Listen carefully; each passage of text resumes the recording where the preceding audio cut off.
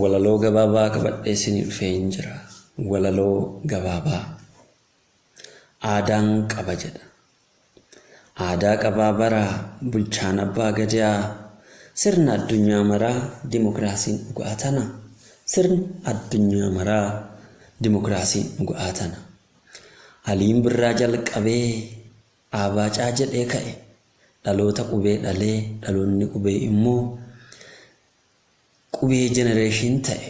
Dhaloonni qubee immoo qubee generation ta'e. Eenyu ishiin haati dhaloota kanaa? Qabatee dhufeen deebii artisti Taaddalaan. Nami falmuun hin jiru haadha galaana uummataa.